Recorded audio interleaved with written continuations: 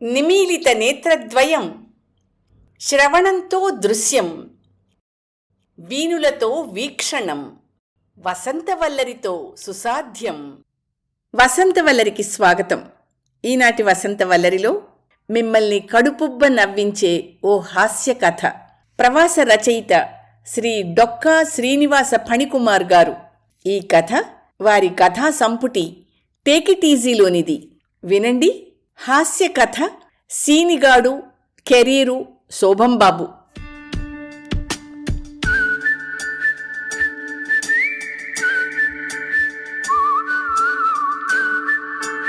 ఓ శుక్రవారం మధ్యాహ్నం కడుపులో చల్ల కదలకుండా ఆఫీస్ చైర్లో సమాధి స్థితికి 4 అంగుళాల దూరంలో ఉన్నాను. బయట నుంచి ఎండ అద్దాల్లోంచి లోపలికొచ్చి నీరెండలా మారి వటపత్ర సాయికి పాడుతోంది. ఇంతలో ఫోన్ మోగింది. చీరెండల ఒళ్ళు మండింది. శుక్రవారం మధ్యాహ్నం నేను ఆఫీసులో ఉండడమే గొప్ప, అలాంటిది మళ్ళీ ఫోన్లు కూడా ఎత్తాలంటే ఎంత కష్టం. విసుక్కుంటూ ఫోన్ ఎత్తాను. ఒరేయ్, అర్జెంటుగా నీ రెజ్యూమ్ పంపించు అంది అవతలి గొంతు. ఒక్కసారి అరికాలి మంట చొక్కా జేబులోకి వచ్చింది. రెజ్యూమ్ ఏమిట్రా నీ బూడిద, రెజ్యూమే అనాలి అన్నాను చిరాగ్గా. మరిక్కడంతా రెజ్యూమ్ అనే అంటారు అన్నాడు వాడు సంజాయిషీ కొచ్చనేస్తూ. అలా అంటే నువ్వు తక్షణం ఆ ఉద్యోగం మారిపో, అసలు నన్ను అడిగితే ఆ ఊరే మారిపో. దిక్కుమాలిన ఫ్రెండ్స్ నువ్వును. రెజ్యూమ్ అంటే మళ్ళీ మొదలెట్టడం అని అర్థం అన్నాను ఓపిగ్గా. మరి రెజ్యూమే అంటే అన్నాడు వాడు పసికూనల. అడ్డమైన అబద్ధాలు ఆడడం, ఈ భూభారాన్ని మనమే మోస్తున్నట్టు రాసుకోవడం అన్నాను నేను. అవతల ఫోను కట్ అయింది. యువతల మూడైపోయింది. ఇంకా ఈ వారానికి కాపలా చాలులే అని డబ్బా కట్టయిపోతుంటే టింగుమంటూ మా బాసుగాడి నుంచి ఈమెయిలు. ఈ వారం నీవు ఏమి చేసితివో, ఏమి సాధించితివో, ఎందరి వద్ద కప్పము వసూలు చేసితివో, ఎన్ని ఘనకార్యములు చేసితివో 10 వాక్యములు మించకుండా వ్రాసి పంపించునది. అప్పుడు నేను పైన నీ పేరు తీసేసి వాటిని నా గొప్పలుగా పైవారికి విన్నవించుకొనిదను అంటూ. వీడి పిఎం సర్టిఫికేషన్ నా ప్రాణానికి వచ్చింది. ఎంకి పెళ్ళి సుబ్బు చావుకొచ్చినట్టు. అసలు వీడికి పిఎం అంటే ఏమిటో తెలీదు. మా చిన్నప్పుడు పిఎం అంటే పుల్లేటు కుర్రు మా అమ్మగారు అని అర్థం. అయినా ఏమి రాస్తాం, ప్రతివారము చిరాగ్గా ఆఫీస్కి వస్తాం, మీటింగులకు ఎడతాం, పడుకుంటాం, కాఫీ తాగుతాం, ఇంటికి వెళ్ళిపోతాం. ఏం సాధిస్తాం? అదృష్టవంతులైతే ఇంట్లో పెళ్ళాన్ని సాధిస్తారు. మనకు అది లేదు కదా. ఉభయ భ్రష్టుత్వం పట్టిపోయాం కదా. ఇంకేం ఘనకార్యాలు చేస్తాం? 2 కన్నాం చాలదు. అయినా సరే వాడి మాట ఎందుకు కాదనాలి అనుకుని వారం మొత్తంలో చేసిన అడ్డమైన దండక పనులు 1 డజను పోగేసి వాటి గురించి రాసి పంపించేశా. పాపం వాడు బతకాలి కదా, పిల్లలు గలవాడు. కట్ చేస్తే శనివారం మధ్యాహ్నం భోజనానంతరం ల్యాప్టాప్ మొహాన్ని వేసుకుని కూర్చున్నాను. పాత ఈమెయిల్స్ డిలీట్ చేస్తుంటే మా ఆవిడ పక్కన నుంచుని చూస్తోంది. చాలామంది నా గత జన్మ నిశ్చలులు అంటే ఆడవాళ్ళు లింక్డ్ఇన్లో కనెక్ట్ అవ్వమని బోలెడు రిక్వెస్టులు పంపించారులేండి. ఓపిక్గా అవన్నీ డిలీట్ చేస్తున్నాను. అదేమిటి, వాళ్ళంతా మీతో చదువుకున్న వాళ్ళు, మీతో ఉద్యోగం చేసిన వాళ్ళు కదా, వాళ్ళు కనెక్ట్ అవ్వమంటే అలా డిలీట్ చేస్తున్నారేమిటి అంది ఆందోళనగా. నాకు సిగ్గుబాబు అన్నాను నేను బుగ్గలు పింకుగా చేసుకుని. వాళ్ళు కనెక్ట్ అవ్వమన్నది పర్సనల్గా కాదు, ప్రొఫెషనల్గా. మీ సిగ్గు శివుడు ఎత్తుకెళ్ళా. రేపొద్దున మంచి రోజు చూసి మీ వాడు ఉద్యోగం పీకేశాడే అనుకోండి, వీళ్ళే గతి. అంచేత ఇలాంటి మొహమాటాలు ఏమీ పెట్టుకోకుండా రెజ్యూమే లిఖించి కనెక్ట్ అవ్వండి, మరేం భయం లేదు అంది నవ్వుతూ. నీ నోట్లో పంచదార పొయ్యా, ఎంత సొగసుగా చెప్పావే.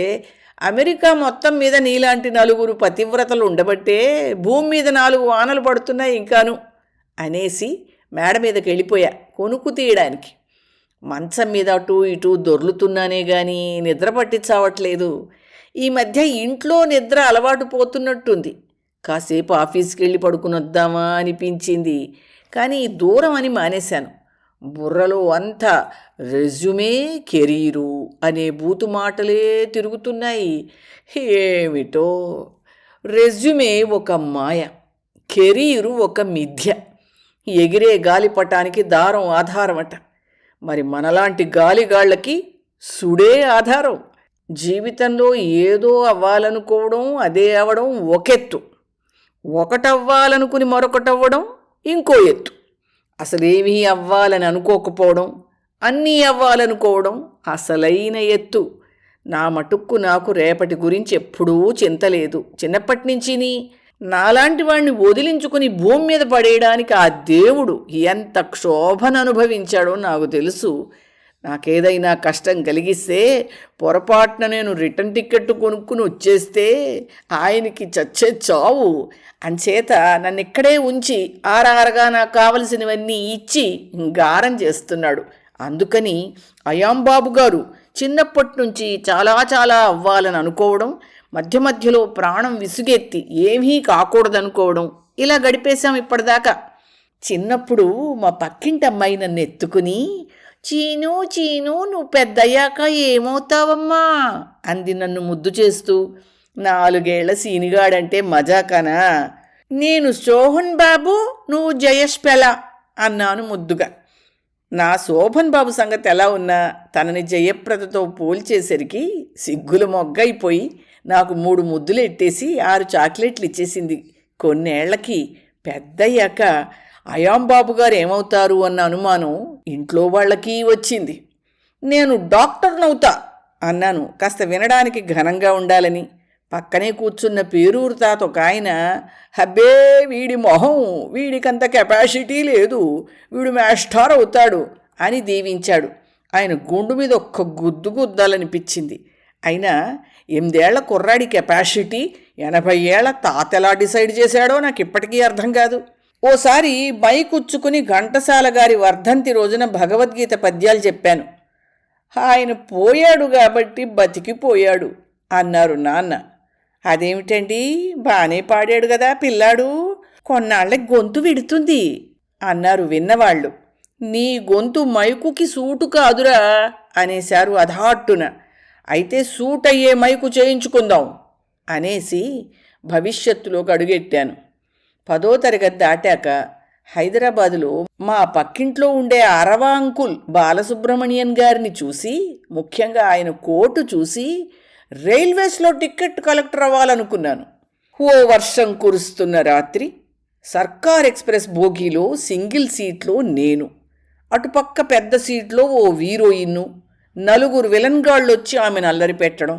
మనం టీషర్టుతో రంగంలోకి దిగి వాళ్ల దుమ్ము దులిపేసి ఆనక తీరిగ్గా క్రాపు సర్దుకుని కోటేసుకుని ఆమెకి షేక్ హ్యాండ్ ఇచ్చి పరిచయం చేసుకుని పార్వతీపురం అడవుల్లో అచ్చా అచ్చా అనుకుంటూ ఒక పాట. ఇలా ఎన్నో ఊహించుకున్నాను. అవన్నీ విని ఆ బాలసుబ్రహ్మణ్యన్ గారు నవ్వి, ఇంద మాదిరి ఉండదు అండవనే, నన్నుదా నమ్మో, నేను ఇవన్నీ భోగిలో చేస్తే నన్ను జాబులోంచి డిస్మిస్ చేస్తురు, తీసి పూడుస్తురు అని ఒట్టేసి మరీ చెప్పారు. ఇంకెందుకు ఈ ఉద్యోగం పూడ్చడానికా అనుకుంటూ ఆ కెరీర్ కళని ఫస్ట్ రీల్లోనే కట్ చేసేసా. అలా పైకి చెప్పకపోయినా ఒక శోభన్ బాబు, ఒక ఘంటసాల నాలో ప్రాణం పోసుకుని అవకాశం కోసం ఎదురు చూస్తున్నారు. సరే, మనకు అబ్బవలసిన చదువు ఎలాగూ అబ్బింది. ఫిజిక్స్తో పట్టభద్రుణ్ణి చేసేసి పిహెచ్డీలో సీటు కూడా ఇప్పిస్తానని బెదిరించింది విధి. ఉన్నవి చదవడానికే ఓపిక లేదు, కొత్తవి కనిపెట్టడం కూడానా? కొంపతీసి ఏమన్నా కనిపెట్టేస్తే తరువాతి తరాల్లో నాలాంటి కుర్రాళ్ళు ఈ దిక్కుమాలిన సిద్ధాంతాలన్నీ చదవలేక నా మీద పడి అలో లక్ష్మణ అని ఎడవరు. అంచేత పరిశోధకుడి కెరీర్కి గండి కొట్టే విధంగా అమెరికా చదువుకు అప్లై చేశాను. అందరిలాగే రాసిన పాపం చెప్తే పోతుంది. ఆ అప్లికేషన్లలో ఎన్ని రాశానని, నేను ఐన్స్టీన్ 5వ అవతారాన్నని, ఆయన పేరు మీద తార్నాకలో సైన్స్ మఠం స్థాపించానని, ఆయనలాగే జుట్టు దువ్వుకోనని, అసలు E=mc³ అని నా సిద్ధాంతమని, దాన్ని పేరమగ్రహారం సైన్స్ జర్నల్లో ప్రచురించానని, ఇలా ఎన్నో అబద్ధాలు. అన్నీ అబద్ధాలే, ఒక్క జుట్టు విషయం తప్ప. అయినా సరే వాడి కర్మగాలి నాకు అడ్మిషన్ ఇచ్చి మద్రాసు పోయి వీసా తెచ్చుకోమన్నాడు. మళ్ళీ అబద్ధాలు మొదలు. అసలు నువ్వు అమెరికా ఎందుకు వెడుతున్నావు? అని అడిగాడు CA come mock interview setup చేసిన బతకనేర్చిన సంస్థవాడు. మరీ ఇంత డైరెక్ట్గా అడిగితే ఏ బేమచారి మాత్రం ఏం చెప్తాడు సార్ అన్నాను కొంచెం సిగ్గుపడుతూ. ఏడ్చినట్టే ఉంది, ఏదో ఒకటి చెప్పాడు అన్నాడు విసుగ్గా. అంటే from childhood I want to become Shobhan Babu అన్నమాట అండి. అమెరికాలో వైట్ అమ్మాయిలు మన హీరోయిన్ల కన్నా గుడ్ లుకింగ్ అండి, అందుకని వెడుతున్నానండి అన్నాను అమాయకంగా. ఆయన కుర్చీలోంచి లేచి, రేయ్, నేను సిఏని కాకుండా ఏ సిఐనో అయ్యుంటే ఈ పాటికి 4 సెక్షన్ల కింద నిన్ను బొక్కలోకి తోద్దును. ఇలా చెప్తే వీసా కాదు, విజిటింగ్ కార్డు కూడా ఇవ్వర్రా. ఏదో చదువుకుందుకు వెడుతున్నానని, ఇక్కడ బోలెడంత అగ్రికల్చరల్ ల్యాండ్ ఉందని, అమ్మా నాన్నని నువ్వే చూసుకోవాలని, అంచేత చదువవ్వగానే వచ్చి తగలడతానని చెప్పి చావు అనేసి ఆ రోజుకి దుకాణం కట్టేసి వెళ్ళిపోయాడు. పాపం ఆయన లేత మనసు చాలా కలత చెందినట్టు నాకు అనిపించింది. సరే, సూక్ష్మం చెప్పాడు కదా, ఇంకా అల్లుకుపోయాను నేను వీసా కౌంటర్లో. Mister Dukka, why are you going to our country అడిగాడు కౌంటర్కి అటున్న శాల్తీ.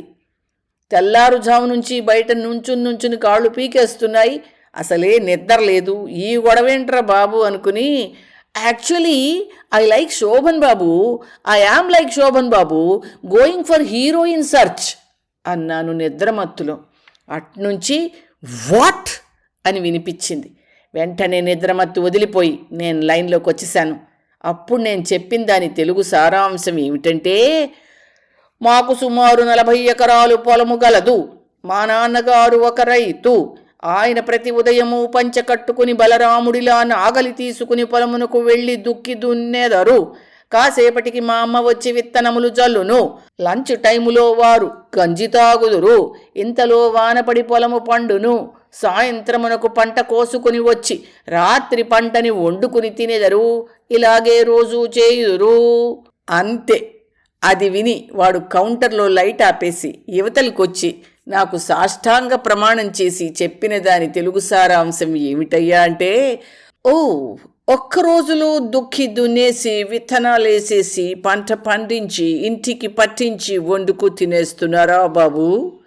ఇంత టెక్నాలజీ ఇక్కడ ఉందని మా వాళ్ళకి ఇంకా తెలీదు. దయచేసి నువ్వు మళ్ళీ నాకు కనపడకు. నా మీద ఆధారపడ్డ నా పెళ్ళాం పిల్లల సాక్షిగా చెప్తున్నాను, నీకిప్పుడు వీసా ఇవ్వకపోతే నువ్వు మళ్ళీ వస్తావు. అప్పుడు నిన్ను మళ్ళీ చూడవలసి వస్తుందేమోనన్న ఒకే ఒక్క భయంతో నీకు వీసా ఇచ్చేస్తున్నాను. నిజంగా ఇలాంటి క్రేజీ ఫ్లవర్ని నా జీవితంలో చూడలేదు. ఆ తర్వాత నన్ను ఎవ్వరూ వీసా ఫీజు కట్టమని కూడా అడగలేదు. బహుశా ఆయనే కట్టేసి ఉంటాడు. అయినా పంటెలా పండిస్తారో నాకు మాత్రం ఏం తెలిసి చచ్చు. ఏదో ఆ సీఏ గాడు చెప్పమన్నాడు, మనం అల్లేసాం. సరే, ఈ దేశం వచ్చేసాం కదా, ఇక్కడైనా నా పంట పండుతుందనుకున్నాను. ఎక్కడా కుదరందే. మా ఫిజిక్స్ క్లాస్లో ఒకే ఒక్క అమ్మాయి. గొంతు విన్నాక తెలిసింది అమ్మాయిని. ఎందుకులేండి, ప్రపంచం అంతా ఒక్కలాగే ఏడిసింది. అయినా తప్పు ఫిజిక్స్లో కాదు, అసలు ఫిజిక్స్లో ఉందనుకుంటాను. ఇలా నిరుత్సాహపడిన క్షణాన ప్రతి శుక్రవారం రాత్రి 9 గంటలకి ఒక ల్యాబ్ పాఠం చెప్పే అవకాశం రావడం, అక్కడికి పెద్ద వయస్సు వారితో పాటు 2 అప్సరసలు రావడము జరిగింది. వారి మధ్యలో నేనేమిటి, ఎవరన్నా శోభన్ బాబే అనుకుని వారికి స్క్రూగేజీ, వెర్నియర్ క్యాలిపర్స్ లాంటి ప్రయోగాలు క్లాసులో దగ్గరుండి నేర్పిద్దామనుకున్నాను. దగ్గరికి వెళ్ళాక తెలిసింది, ఒకటే బీరు వాసన కడుపులో తిప్పేసింది. నెక్స్ట్ క్లాసు నుంచి వీళ్ళకి ఒక్కపొడ అలవాటు చేద్దామని డిసైడ్ అయ్యాను. కానీ నా డిసైడ్మెంట్ తెలియక వాళ్ళు సైడ్ అయ్యారు. వాకపు చేస్తే తెలిసింది వాళ్ళు ఏదో కరెక్షన్ ఫెసిలిటీలో బిజీగా ఉన్నారని. కరెక్షన్ ఫెసిలిటీ అంటే మన భాషలో జైలు. ఏం చేస్తాం, జాతకం. అలా కెరీర్లో ఏం కావాలో ఎలా కావాలో తెలియక డబ్బులు ఇస్తారని కంప్యూటర్ చదువులు చదివాను. డబ్బులు ఇచ్చారు, ఇస్తున్నారు. సరైన సమయం చూసి జయప్రద లాంటి హీరోయిన్ ఇచ్చి పెళ్లి చేసి నన్ను సడన్గా శోభన్ బాబుని చేసేశారు ఇంట్లో వాళ్ళు. నా పాట వినేసి హేవండి, అసలు టూ మచ్, అచ్చు ఘంటసాల ఎస్పీ పాటేనండి అనేసింది నా హీరోయిన్. పాయింట్ ఏమిటంటే, ఒక్కో ఉద్యోగంలో ఒక్కో పని. ప్రతి ఉద్యోగానికి ముందు రెజ్యూమే రాయాలి, కావలసినన్ని అబద్ధాలు ఆడాలి. ఆ మధ్యన కొన్నేళ్ల క్రితం ఉద్యోగం పోయింది.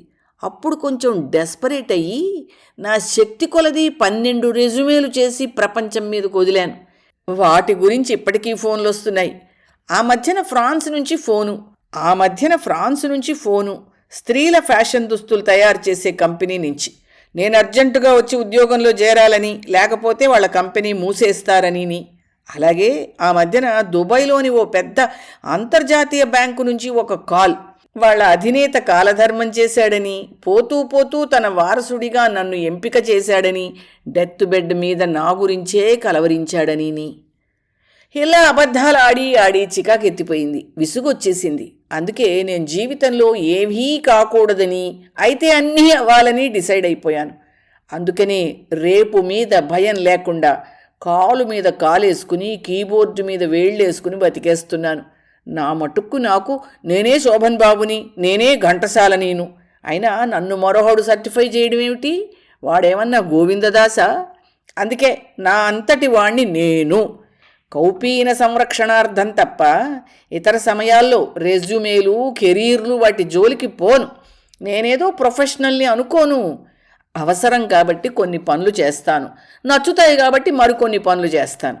మొన్న మా పిల్ల మెథిల్డా అనే సినిమాలో ప్రతి సీను, అన్ని పాత్రలు తనే అయ్యి గుక్క తిప్పుకోకుండా నటించి చూపిస్తోంది. 45 నిమిషాలయ్యాక దాన్ని ఆపి అడిగాను, ఎలా గుర్తున్నాయే ఇవన్నీ అని. నాకు ఇంట్రెస్ట్ నాన్న, నీకో నిజం చెప్పనా? If it is up to me, నేను పెద్ద స్టేజ్ మీద యాక్టర్ని అవుతాను అంది, చేతులు వయ్యారంగా గాల్లోకి లేపి మా రూఫ్ కేసి ఒక యాంగిల్లో తల తిప్పి చూస్తూ. నేను ఒక నిట్టూర్చాను. ఎక్కడికి పోతాయి తండ్రి పోలికలు అనుకుని దాన్ని దగ్గరికి తీసుకున్నాను. దాని భవిష్యత్తు కెరీరు మలుపులు ఊహించుకుంటూ, దాని రెజ్యూమే తలుచుకుంటూ, హాయిగా నవ్వుకుంటూ.